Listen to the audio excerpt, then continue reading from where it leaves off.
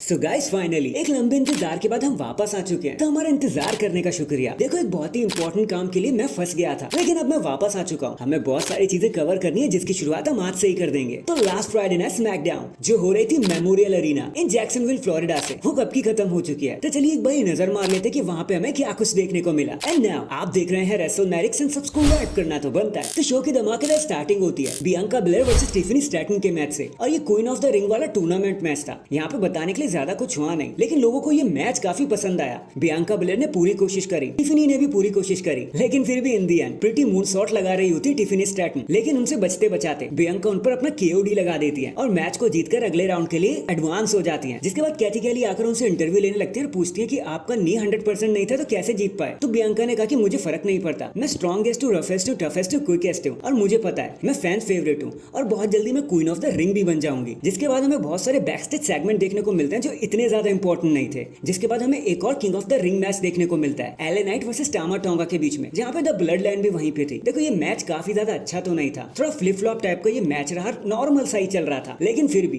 पूरी कोशिश करी एले नाइट ने टामा टोंगा को हराने की। लेकिन टामा टोंगा उनको एक स्लैम लगा देते हैं और पिन करने की कोशिश करते हैं और पिन कर भी देते हैं, और टामा टोंगा नेक्स्ट राउंड के लिए हो जाते हैं क्वालिफाई। जिसके बाद बैक स्टेज में जाकर एले नाइट बहुत सारे आर्ग्यूज करते हैं रेफरी से, जिसका कोई खास फायदा नहीं होता। नेक्स्ट हमें king of the ring championship match का कॉन्ट्रैक्ट साइनिंग देखने को मिलता है Logan Paul versus Cody Rhodes के बीच में। अब जब ये दोनों अपने कॉन्ट्रैक्ट को साइन कर रहे होते हैं तो यहाँ ज्यादा कुछ होता नहीं है। Basically Logan Paul contract sign करने के लिए मना कर देते हैं और बोलते हैं कि यार मुझे अपनी चैंपियनशिप कोई ऑन द लाइन नहीं रखनी, हम सिर्फ तुम्हारी चैंपियनशिप के लिए लड़ेंगे कोडी रोड्स, ताकि मैं नया चैंपियन बन पाऊं। और बस इसी की उधेड़ बुन लगी होती है। लेकिन फाइनली कैसे भी करके दोनों कॉन्ट्रैक्ट को साइन कर ही लेते हैं। जिसके बाद कोडी रोड्स लोगन पॉल को भगाने में कामयाब हो जाते हैं और दोनों चैंपियनशिप को अपने हाथ में ले लेते हैं कि भाई आपको कुछ भी नहीं मिलने वाला, king of the ring pay per view में मैं आपसे छीन लूंगा सब कुछ। जिसके बाद कोडी रोड्स दोनों टाइटल को ऊपर उठाते हैं और यूनाइटेड स्टेट्स चैंपियनशिप को लोगन पॉल के पास वापस भेज देते हैं कि भाई मैं तुझे हरा कर ये चैंपियनशिप लूंगा। इसके बाद हमें क्वीन ऑफ द रिंग का एक और मैच देखने को मिलता है Nia Jax versus Jade Cargill के बीच में। अब भाई ये था कुछ देखने वाला मैच। ये मैच तो सीधा सीधा रेसलमेनिया या एक पेपर व्यू तो डिजर्व करता ही था, क्योंकि दोनों हैवी हिटर्स जो थे। अब जैसे ही देखो जेड कारगिल नाया जैक्स को हराने वाली होती है तो नाया जैक्स उन पर अटैक कर देती है, यहाँ तक कि जेड कारगिल की बेटी को भी टारगेट करने लग जाती है। जिसकी गुस्से में आकर जेड कारगिल नाया जैक्स पर स्टील चेयर से मार देती है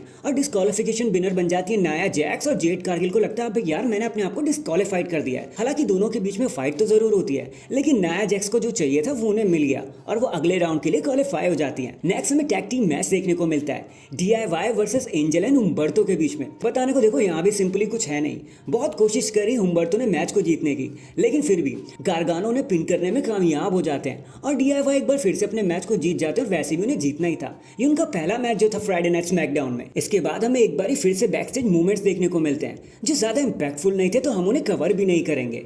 एंड फाइनली ये सारी चीजें लीड करती है हमें हमारे मेन इवेंट की तरफ, किंग ऑफ द रिंग का एक और क्वालिफायर मैच रेंडी ऑर्टन वर्सेस कार्मेलो के बीच में। अब पता नहीं ये मैच WWE ने कैसे बुक कर दिया, मतलब ऑन पेपर ले लो या कैसे भी ले लो, दोनों में कोई भी इक्वालिटी नहीं थी।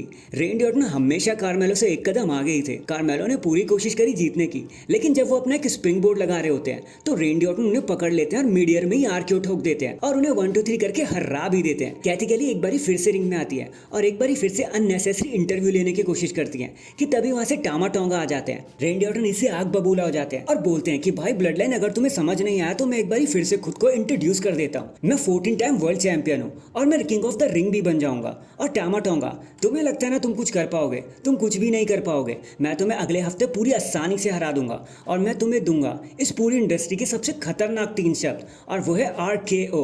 जिसके बाद रेंडी ऑर्टन माइक को फेंक देते हैं और ये मूवमेंट यहीं पर खत्म हो जाता है। एंड डैंग इसी के साथ हमारी ये वाली स्मैकडाउन यहीं पर खत्म हो जाती है। वैसे आपका शो के बारे में क्या कहना था कमेंट करके जरूर बताना। एंड चैनल पर नया है तो चैनल को जल्दी से लाइक एंड सब्सक्राइब कर दो। बाकी मैं मिलता हूँ आपसे किसी और अपडेट के साथ, तब तक के लिए अपना ख्याल रखें और खुश रहें।